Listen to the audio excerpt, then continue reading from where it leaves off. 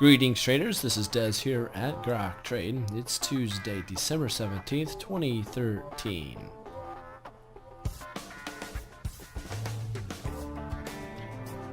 Well, the Feds have started their meeting. Tomorrow they're going to come out, which is Wednesday the 18th, come out with the rate decision and if they're going to taper the quantitative easing that they've been doing. And that should send the markets one direction or the other.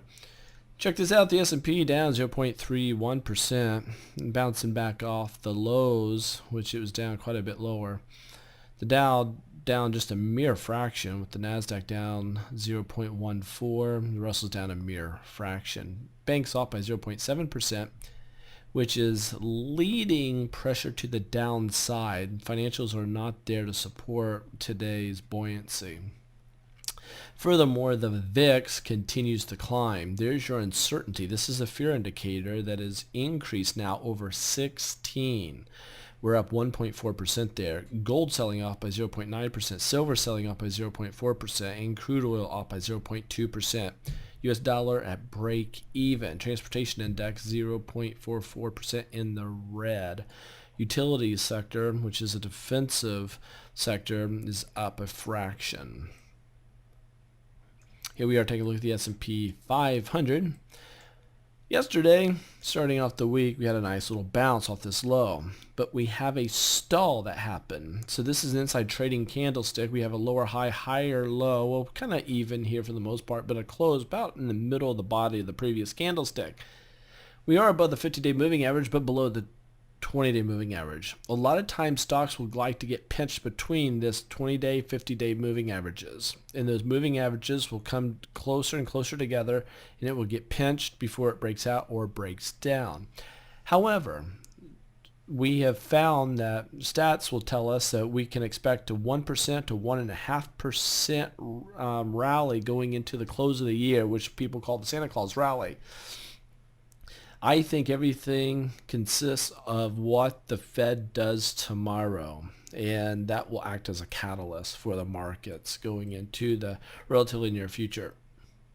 Anyway, so with that, there's a lot of uncertainties in the markets, and here we have the Nasdaq. We have a rally higher, lower high, lower low. The problem with this is called a bear pullback at an area of resistance. You can see that coming across here. That's no good. That shows weakness to the downside. We're finding support at the rising 20-day moving average, but that could get weak and quick. Now here's gold.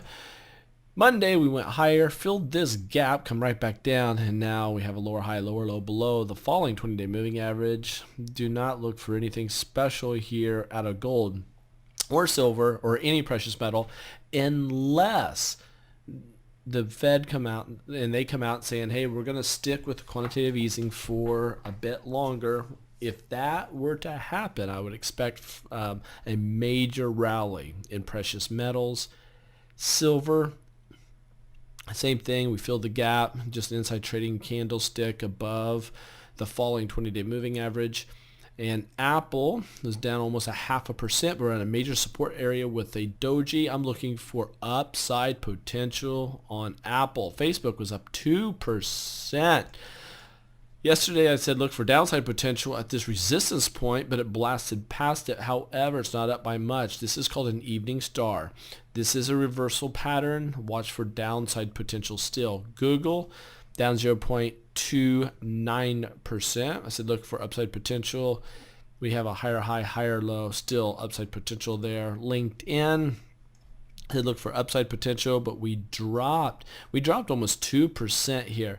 So I'm looking for a bounce anytime soon, or definitely when we get down here to the support level. Microsoft was down 1%. Buy opportunity, look for upside potential. We're at a support level. Twitter, nice little bull pullback with a hammer. Look for upside potential. And far as our bull list is concerned, our big pop today was up more than 17% on huge volume. And that's an iRobot Corp. And you can go read all the news about that.